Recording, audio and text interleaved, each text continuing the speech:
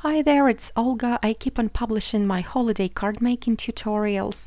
Today's project is number 24 and it's going to be a set of 3 large gift tags.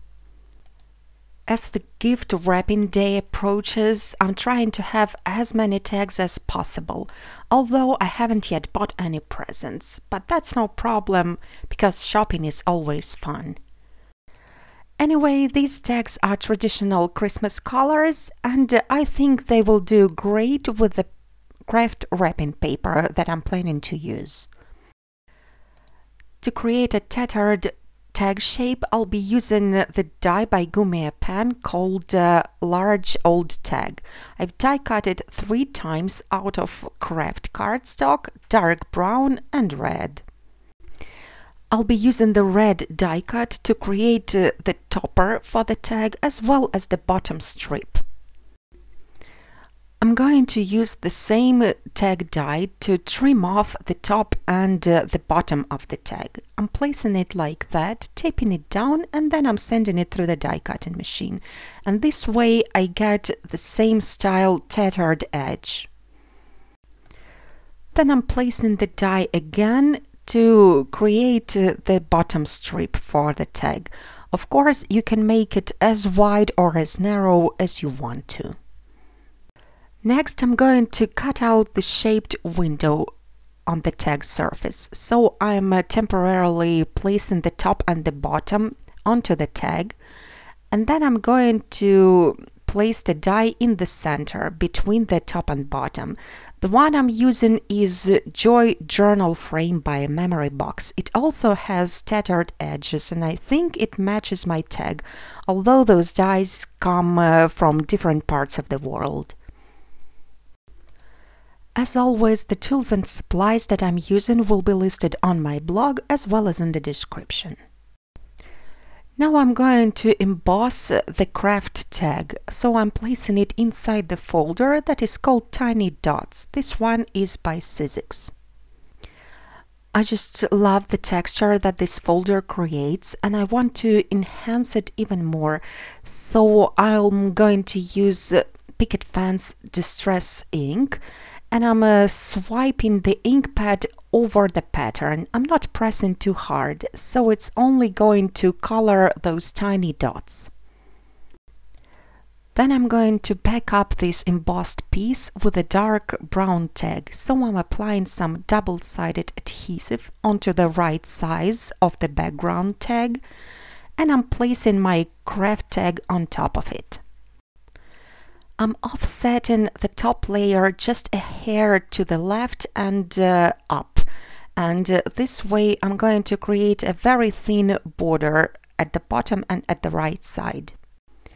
Some double-sided tape happened to be right in the center of the window, but it's easy to get rid of it. You just have to roll it off your way. Now I'm going to take the frame die cut. I'm flipping it over, applying some adhesive only to the frame, not to the sentiment part, and I'm sticking it back right inside the window. I'm applying some liquid glue again on top of this frame and I'm covering it up with a white die cut.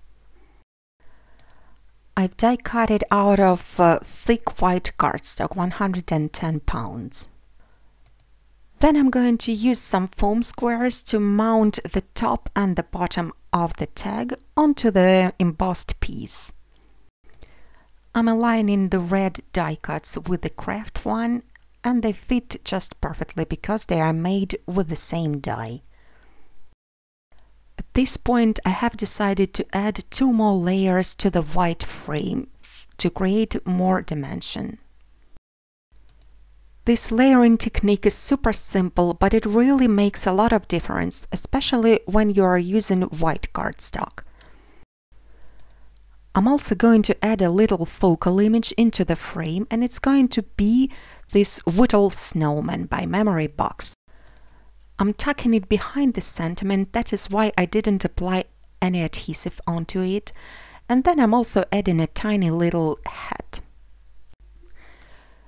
To create the snow, I'm going to stick down a few white gems. Those are by cat scrappiness. I'm going to create the remaining 2 tags exactly the same way. I'm just going to use different frames for them. It's the Wish journal frame and Winter journal frame. Now I just have to add some finishing touches. For the Winter frame tag, I'm going to add some jewels. They are from the same set that I used before. I'm adding larger jewels to the centers of the snowflakes, plus a couple of small ones to fill in the space. To embellish the Wish frame tag, I'm going to use some tiny bird die cuts. Those are also by Memory Box. Those birds are going to be sitting on the rainbow just as they are perching on the wires. I'm also going to add just one little jewel above the letter I. Then I'm applying some glossy accents onto each bird, and that is going to create more dimension and shine. Don't forget to let the glaze dry completely. The tags are nearly finished now, they just need a tiny touch of green, so I've die cut those pine needles by poppy stems, and I'm applying some glue and tucking them behind the bottom strip of each tag. When I'm finished with the branches, I'm going to attach a piece of red and white twine onto each tag. The hole is already created by the die, so I don't have to punch it. I'm also going to add a bow as a finishing touch, so I'm using the jute ribbon, I'm twisting it into the bow shape, and then I'm using a dot of hot glue to attach it onto the tag.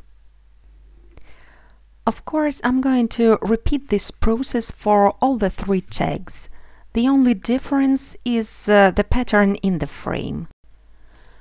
I'm also going to attach a tiny wood veneer star in the center of the bow, and my tags are finished. So here are my tags ready to be attached onto the gift bags. I hope you enjoyed the video. Thank you so much for watching. I hope to see you back for the last project of the series. That one is going to be number 25. Bye!